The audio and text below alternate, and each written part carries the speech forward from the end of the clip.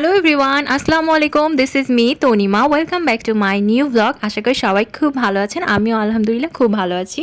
আজকে আপনাদের সঙ্গে খুবই ইন্টারেস্টিং একটা ব্লগ আমি শেয়ার করব। আমি আসলে একটি জায়গায় ঘুরতে যাচ্ছিলাম, এর জন্য রেডি হয়ে নিয়েছিলাম আর চুলটাকেও বেঁধে নিলাম, কারণ বাইরে তো প্রচুর গরম। তো আজকে কিন্তু আমার আম্মুর সঙ্গে ঘুরতে যাচ্ছি।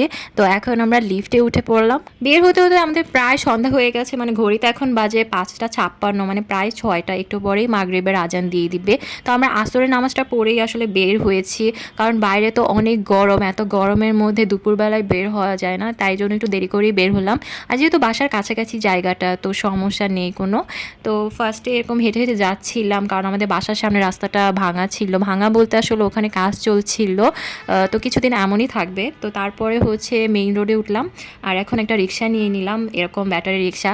আর আমার জানেন রিক্সাতে উঠতে এত ভালো লাগে, মানে পুরো চারিদিকে দেখা যায়, খোলা থাকে সব কিছু, তারপরে উপরে আকাশ দেখা যায়, মানে সব কিছু দেখতে দেখতে যাওয়া যায়। আর আমার তো একটা অভ্যাস আছে, মানে যাওয়ার সময় প্রত্যেকটা দোকানের বিলবোর্ড পড়া, কোথায় কী লেখা আছে এগুলো পড়তে পড়তেই আমি যাই।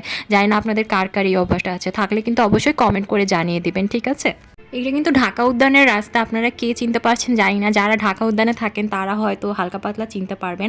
আর এখন এই জায়গাটা এত উন্নত হয়ে গেছে, কি বলবো, সব কিছুই এখানে আছে। আর দোকানপাট দেখেন কত সুন্দর, তারপরে বাড়িগুলোও খুবই সুন্দর, এত সুন্দর সুন্দর বাড়ি এখানে হয়েছে। তো আমরা কাছাকাছি চলে এসেছি, মানে আজকে আমরা এই নদীর পাড়ে যাব, মানে বুড়িগঙ্গা নদীর পাড়ে। যদিও শুনতে খুবই অড লাগছে যে বুড়িগঙ্গা নদীর পাড়ে যাচ্ছি, বাট আমার কাছে তারপরেও কেন জানি ভালো লাগে।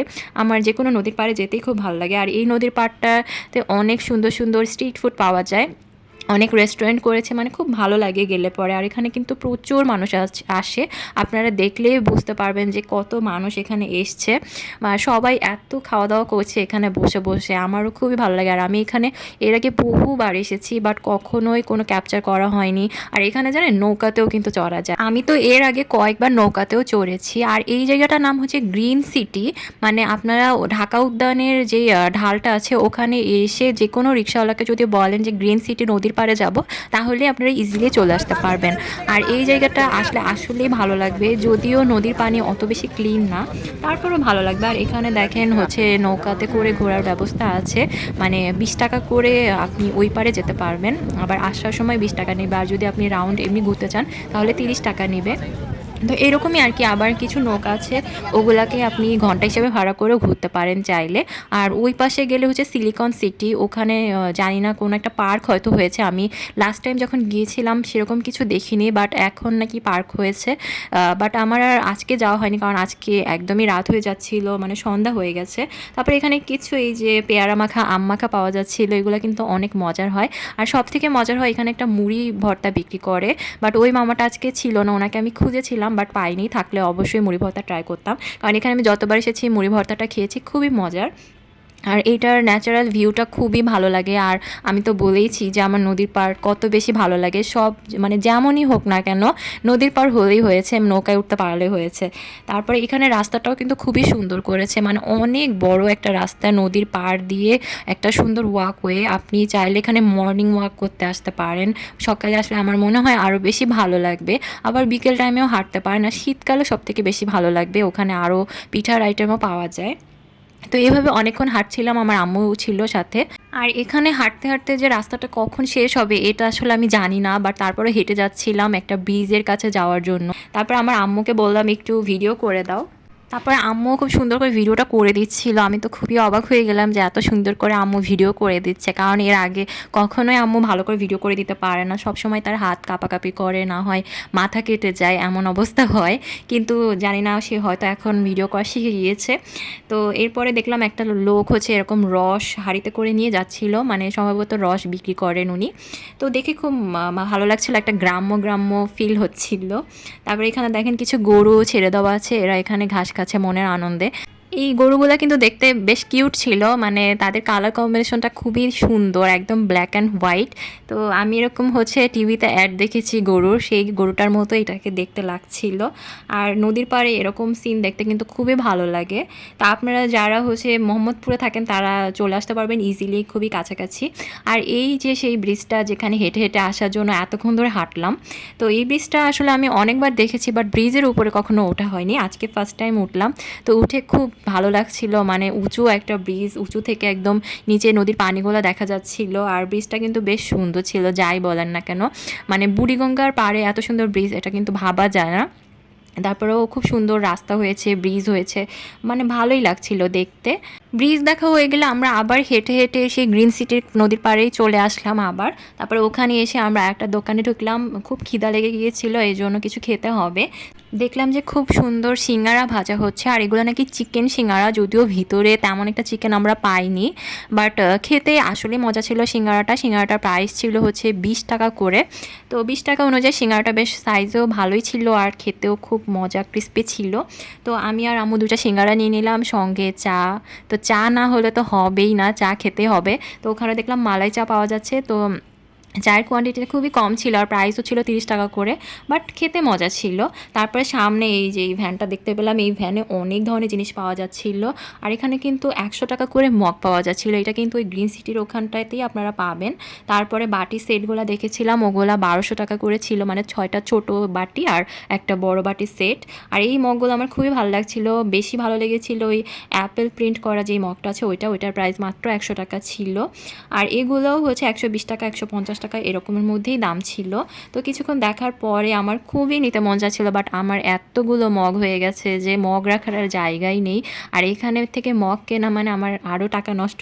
তো তাড়াতাড়ি করে এখান থেকে ভেগে গিয়েছিলাম, আর ওখানে আরও 2টা সিঙ্গারার অর্ডার দিয়ে রেখেছিলাম যে পার্সেল নিয়ে নিব। তো তারপরে কিছুক্ষণ ওয়েট করলাম, এরপরে হয়েছে ওখান থেকে সিঙ্গারাটা পার্সেল নিয়ে নিয়েছিলাম, কারণ ওনাদের দোকানে অনেক রাশ ছিল, সিঙ্গারা ভেজে মানে কোলাতে পারছিল না, সবসময় সেল হয়ে যাচ্ছিল, তো এই জন্য কিছুক্ষণ ওয়েট করতে হয়েছিল। তারপরে এই যে দেখেন এখানে কিন্তু অনেক দোকান আছে, আর সন্ধ্যার পরে এখানে আরও ভিড় হয়ে গেছিলো। তারপরে এই কিউট মিয়াওগুলোর সঙ্গে দেখা হয়ে গেল, ওদেরকে একটু আমি ডিস্টার্ব করার চেষ্টা করছিলাম, বাট ওরা দৌড় দিয়ে পালিয়ে গেল। তারপরে এই যে সিঙ্গারা পার্সেল নিয়ে নিলাম, রিক্সায় করে আবার যাচ্ছি। তা এখন কিন্তু বাসায় যাচ্ছি না, এখন হচ্ছে আরেকটা বাজারে যাব, মানে এখানে একটা পপুলার বাজার, নাম হচ্ছে মলিনের বাজার। বাট মলিনের বাজার বলেই এখানে সবাই চেনে, বাট নামটা অন্য কিছু ছিল, আমি আপনাদেরকে নামটা দেখিয়ে দিব। তো এইটা হচ্ছে ঢাকা উদ্যানের মাঝখানে এই বাজারটা। আর এই বাজারটা আমার কাছে বেশ ভালো লাগে, এখানে অনেক কিছু পাওয়া যায়, মানে সবজি, মাছ, মাংস, জামা কাপড়, জুতা, স্যান্ডেল, কাপড়, গজ কাপড় সব কিছু এখানে পাওয়া যায়। আর দেখেন কত ক্রাউড বাজারটার ভিতরে, এখন কিন্তু বেশ রাতের মতো হয়ে গিয়েছে, বাট তারপরে অনেক ভিড় ছিল।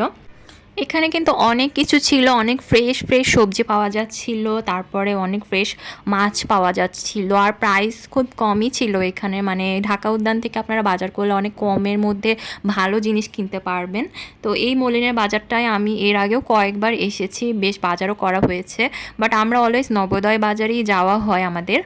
আর আমি তো থাকি উত্তরাতে, আসলে আমি এখন আমার ভাইয়ের বাসায় এসেছি, তো এই জন্য আসলে এখানে আসা হয়েছিল আম্মুর সঙ্গে। তো আম্মু হচ্ছে এখান থেকে কচুরলতি কিনেছিল, তারপরে বেগুন কিনেছিল, আরও মানে নানা ধরনের সবজি কিনেছিল। তারপরে এখানে শুটকি মাছ ছিল, তো আম্মু হচ্ছে কচুরলতি দিয়ে শুটকি মাছ দিয়ে রান্না করবে। আর জানেন শুটকি মাছের কত দাম হয়ে গেছে, 1400 টাকা কেজি, ভাবা যায়। তো কিছু শুটকি মাছ আর হচ্ছে কচুরলতি নিয়ে নিল। তো এরপরে হচ্ছে আমরা আরেকটু বাজারটা ঘুরে ঘুরে দেখছিলাম, অনেক ধরনের মাছ পাওয়া যাচ্ছিল, মাছগুলো দেখছিলাম। আপনারাও দেখতে পাবেন যে এখানে কত ধরনের মাছ আছে, আর অনেক টাটকা টাটকা মাছ বিভিন্ন ধরনের। আর আমার এরকম বাজারে ঢুকে দেখতে খুবই ভালো লাগে, আর অনেক অনেক মাছ কিনতে ইচ্ছা করে। আমার মাছ খেতে খুবই ভালো লাগে, মানে বলতে পারেন যে আমি এক প্রকার ফিশ লাভার, সব ধরনের মাছই আমার ভালো লাগে। এখানে কিছু তেলাপিয়া মাছ ছিল, পাঙ্গাস মাছ, তারপরে এই যে রুই মাছগুলো এরকম পানির মধ্যে হচ্ছে মানে সুইমিং পুলের মতো বানিয়ে ওদেরকে রাখা হয়েছে। তারপরে কিছু ইলিশ মাছ ছিল, ইলিশ মাছের সাইজগুলো খুব একটা বড় ছিল না, মিডিয়াম সাইজে ছিল। আর দামটা আসলে আমার জিজ্ঞেস করা হয়নি, আমি আসলে আজকে ওরকম মাছ কেনার জন্য তো আসিনি। তো আমার আম্মু জাস্ট কয়েকটা আইটেম টুকিটাকি কিনে নিল। আর এই যে বাজার ঘুরে ভিডিও করাটাই হচ্ছে আমার মেন কাজ ছিল, তো এরকম ভিডিওটা করে নিলাম। দেখেন কত মাছ পাওয়া যাচ্ছিল এখানে। তো এরপরে হচ্ছে আমরা কিছু বাজার টাজার করে আবার বাসায় চলে যাচ্ছিলাম। তো আমার ব্লগটি আজকে এই পর্যন্তই ছিল, আশা করি আপনাদের ভালো লেগেছে। ভালো লাগলে কিন্তু লাইক, কমেন্ট, শেয়ার করবেন, আর আমার চ্যানেলটিতে প্লিজ একটু সাবস্ক্রাইব করে দেবেন। আর আরও ভিডিও দেখতে আমার চ্যানেলে এসে নোটিফিকেশন বারটা অন করে দিলে আপনারা আরও নতুন নতুন ভিডিও দেখতে পাবেন। তো সবাই ভালো থাকবেন, দেখা হবে নেক্সট ব্লগে। আল্লাহ হাফেজ।